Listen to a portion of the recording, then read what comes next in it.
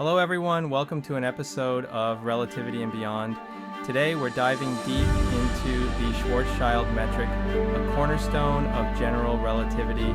We'll explore its implications and derive Kepler's third law for circular motion in this curved space-time. Buckle up, because we're about to embark on a thrilling journey through the cosmos. First, let's take a look at the problem we are tackling today, which involves the Schwarzschild metric. The problem is as follows. Consider the Schwarzschild metric given by the following equation. The Schwarzschild metric describes the spacetime around a non-rotating spherical mass, like a planet or black hole.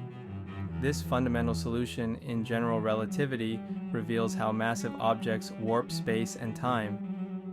1. Assuming circular motion in the equatorial plane, where theta equals pi over 2, derive Kepler's third law, which is given by delta t equals 2 pi times the square root of r0 cubed over gm, where delta t is the period.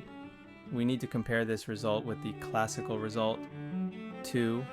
Compute the proper time, delta tau, for one period of circular motion. This problem is fundamental in understanding how general relativity modifies classical mechanics in the presence of a gravitational field.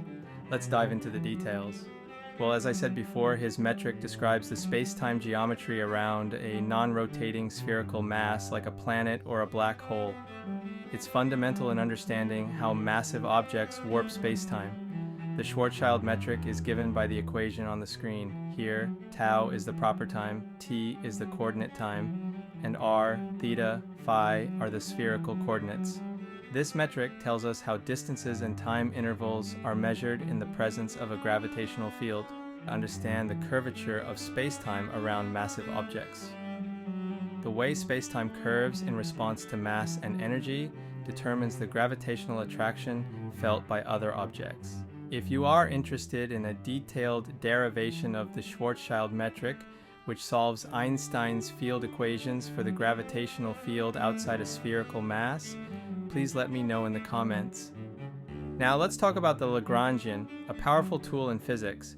It allows us to derive the equations of motion for a system. The Lagrangian for any metric is given by L equals G sub mu nux dot mux dot nu. This means the Lagrangian L is obtained from the metric tensor G sub mu nu, which encapsulates all the information about the gravitational field. If you want a thorough derivation of the Lagrangian, let me know. Actually, I think that could be enlightening.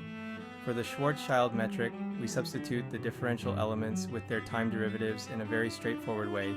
In general, this can be done in most problems of this nature, but if you want an intricate derivation of why this is plausible, I can do it for you. Don't worry, just let me know in the comments. To make things more manageable, let's consider circular motion in the equatorial plane, where theta equals pi over 2. This simplification removes the d theta term and sets sine of theta to 1. Therefore, our Lagrangian simplifies to the one on the screen. Since there is no explicit dependence on t and phi, the Euler-Lagrange equations, in the general relativity case, for t and phi, are the ones written in orange at the lowest part of the screen. In case you don't remember, the Euler-Lagrange equations are given by the equation on the screen, where L is the Lagrangian of the system, x and mu are the coordinates, where mu runs over the spacetime indices, typically 0 for time and 1, 2, 3 for spatial coordinates. X dot mu represents the derivative of the coordinates with respect to the affine parameter s. I can explain this further in another video. In circular motion, the radial coordinate r is constant, meaning r dot equals 0 and r double dot equals 0.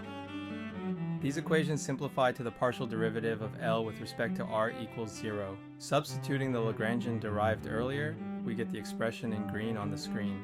Then, by taking the partial derivative with respect to r, we obtain the expression in orange. Then, with a bit of algebra, we get expression 1 from the orange expression. By applying the square root, we get expression 2. Then we need to recall that the expression for t dot is equal to the derivative of t with respect to ds, the affine parameter in general relativity. In a similar fashion, phi dot is equal to the derivative of phi with respect to ds, thus getting the expression 3 in green on the screen. Since we are not mathematicians, we cancel out the d's on the left-hand side and the right-hand side. Then we proceed to integrate with limits from 0 to delta t on the left-hand side and limits from 0 to 2 pi on the right-hand side. To finally get delta t equals 2p times r naught to the power of 3 halves divided by the square root of gm.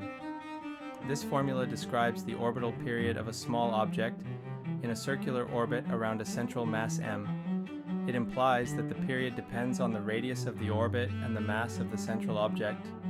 We can now make the following analysis. The derived expression, delta t equals 2 pi times the square root of r0 cubed over gm. This expression shows the orbital period for a circular orbit in the Schwarzschild metric. Let's compare it with Kepler's third law. The Kepler's third law, t equals 2 pi times the square root of a cubed over gm. In both expressions, r0 and a represent the radius of the orbit, g is the gravitational constant, and m is the mass of the central object. The expressions are identical, showing that for large distances from a massive object, general relativity reduces to Kepler's third law. This demonstrates that Kepler's laws are a special case of the more general relativistic framework. Now we are done with the first part of the problem. Let's move on to the second part. Here we see the Euler-Lagrange equation applied to the time coordinate t. This equation was derived earlier at minute 336. The term ds equals cd tau relates the space-time interval to the proper time, with c being the speed of light. Now, substituting the Lagrangian and computing the partial derivative as well as the derivative with respect to tau, we obtain the expressions in green. We then obtain the orange expression by integrating with respect to tau. We call this constant alpha. If you want a more thorough explanation behind these equations, please let me know. Now, in a similar fashion, we apply the Euler-Lagrange equation to the coordinate phi. The equation is given by the derivative with respect to s of the partial derivative of L with respect to phi dot equals 0, as shown in green. As with t, this equation was derived approximately at minute 336. This simplifies to the derivative with respect to s of phi dot equals 0, shown in orange. This tells us that phi dot is a constant, which we call beta. Next, we can express our constants explicitly. We have t dot equals the derivative of t with respect to tau, which equals alpha. Similarly, phi dot equals the derivative of phi with respect to tau, which equals beta. We divided the two equations to get the green expression. By canceling some terms, we derive the orange expressions. This shows that t dot over phi dot equals the derivative of t with respect to phi, simplifying to alpha over beta. Thus, dt equals alpha over beta times d phi. Moving on, we have the expression in blue which summarizes the previous steps. Next, we squared this derivative, giving us the equation shown in green. The square of dt over d phi equals the square of alpha over beta, labeled as equation 3. Moving forward, we have the expression for dt in terms of d phi, shown in orange, that we derived earlier in the first part of the problem. Finally, by substituting equation 3 into the equation for the square of dt over d phi, we obtain the result shown at the bottom. Dat over d phi squared equals r naught cubed over gm, which gives the expression shown in purple, alpha squared over beta squared equals r naught cubed over gm. This important result encapsulates the relationship between our constants alpha and beta and the physical quantities of radius and gravitational constant. This expression will play a crucial role in the subsequent steps of our problem. We then realize that we can write the Lagrangian in terms of alpha squared and beta squared, and that we can make this expression equal to 1. This is because we are talking about a massive object, which in general relativity allows us to make this equality. If you want a better explanation, I can provide it in the future. Next, substituting for beta squared using our earlier result, we get the expression shown in green. Then, We simplify the equation by combining like terms, resulting in the expression shown at the bottom, alpha squared times c squared minus 3gm over r naught equals 1. We then isolate alpha from our previous equation. Starting with the blue expression, we solve for alpha squared, which gives us the green expression. Taking the square root, we get the purple expression.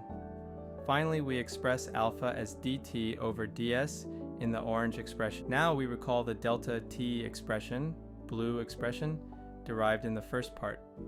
Then, from the last expression where we solved for alpha, we obtain the green expression, which relates t and tau, or in other words, t and proper time. We realize that the integrations are pretty straightforward, so we solve for tau, integrate, replace delta t, and obtain delta tau. So we are done. We have reached our final result of proper time, shown in yellow. This equation, delta tau, represents the proper time experienced by an object in a circular orbit around a massive body. It combines the orbital period and the relativistic effects of gravity and speed. We can further simplify and get this blue expression. In conclusion, we've derived the orbital period and proper time for a particle in circular motion around a Schwarzschild black hole. This analysis is crucial for understanding the behavior of objects in strong gravitational fields. Whether it's a planet orbiting a star or a spacecraft navigating near a black hole, the principles we've explored today are foundational. Thanks for joining me on this journey through space-time. If you enjoyed this deep dive into general relativity, don't forget to like, share, and subscribe. See you in the next video.